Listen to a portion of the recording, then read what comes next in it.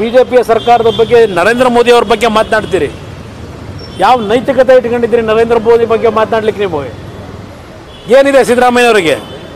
ಯಾವ ನೈತಿಕತೆ ಇಟ್ಕೊಂಡಿದ್ದಾರೆ? ಕುಮಾರಸ್ವಾಮಿ ಮೇಲೆ ಯಾಕೆ ರಾಜೀನಾಮೆ ಕೊಟ್ಟಿಲ್ಲ? ಬೇಲ್ನಲ್ಲಿದ್ದಾರೆ. ಪದೇ ಪದೇ ಅದನ್ನೇ 1000 ಬಾರಿ ಹೇಳಾಗಿರಬೇಕು ಭಜನೆ. ಅದು ರಾಜೀನಾಮೆ ಯಾಕೆ ಕೊಟ್ಟಿಲ್ಲ? ಯಾಕೆ ಕೊಡಬೇಕು ನಾನು ರಾಜೀನಾಮೆ? ನಾನೇನು ಮಾಡಿದ್ದೀನಿ? ಬಂಡತನದಲ್ಲಿ ಆಸ್ತಿ ಲೂಟಿ ಮಾಡಿರೋದು ಸರ್ಕಾರದ ನೀವು. ನಾನೇನು ತಪ್ಪೇ ಮಾಡಿಲ್ಲ ಅಂತೇಳಿ ಬಂಡತನದ ಹೊರಟಿದ್ದೀರಿ. ನಾನೇನು ತಪ್ಪು ಮಾಡಿದೆ? ನಾನೇಕಪ್ಪ ರಾಜೀನಾಮೆ ಕೊಡಲಿ? FIS ಜಾಮೀನು ತಗೊಂಡಿದ್ದೀನಿ. ಜಾಮೀನು ಯಾಕೆ ತಗೊಂಡೆ? 100 ಬಾರಿ ಹೇಳಿದ್ದೀನಿ.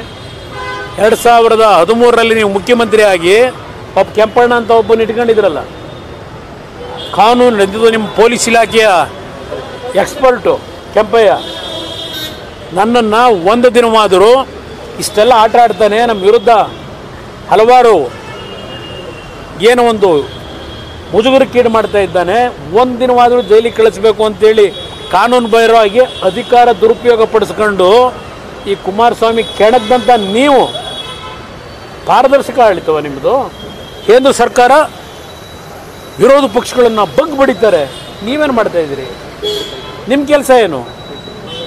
ಇವತ್ತಿಲ್ಲಿ ಬಂದಿದ್ದೀನಲ್ಲ, ನಾನಿಲ್ಲಿ ತಪ್ಪು ಮಾಡಿ ಬಂದಿಲ್ಲ. ನಾನೇನು ಕಾನೂನು ಬಾಹಿರವಾಗಿ ಆದೇಶ ಮಾಡಿ ಬಂದಿಲ್ಲ. ಇಲ್ಲಿ ಎಸ್ ಬರಲಿಕ್ಕೆ ಹೇಳಿದ್ದಾರೆ. ಮಧ್ಯಾಹ್ನದಿಂದಲೇ ಹೇಳ್ತಾ ಇದ್ದೀರಿ 3 ದಿವಸದಿಂದ ನೋಟಿಸ್ ಕೊಟ್ಟರು ಅಂತ ಹೇಳಿದೆಲ್ಲ ಈಗ ಚರ್ಚೆ ಮಾಡಲ್ಲ. ನಾನೇ ಸ್ವಯಂ ಪ್ರೇರಣೆಯಿಂದ ಇವತ್ತು ಬಂದು ಆ ಅಧಿಕಾರಿಗಳಿಗೆ ಏನು ಕೇಳಿದ್ದಾರೆ ಎಲ್ಲದಕ್ಕೂ ನನ್ನ ಉತ್ತರ ಏನು ಕೊಡಬೇಕು ಕೊಟ್ಟಿದ್ದೇನೆ. ನಾಳೆ ದಿನ ಕೊಡ್ತೀನಿ, ಬನ್ನಿ. ನಾಳೆ 11 ಗಂಟೆಗೆ ಬನ್ನಿ. ಭಾಳ ವಿಷಯ ಇದೆ. ನಾನು ಮೊನ್ನೆ ಒಂದು ಮಾತು ಹೇಳಿದ್ದೀನಿ.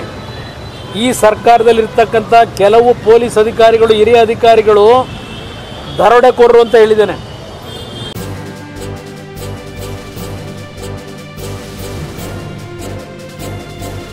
ಇದು ಮಾನವೀಯ ಸಂದೇಶದ ಜನವಾಹಿನಿ.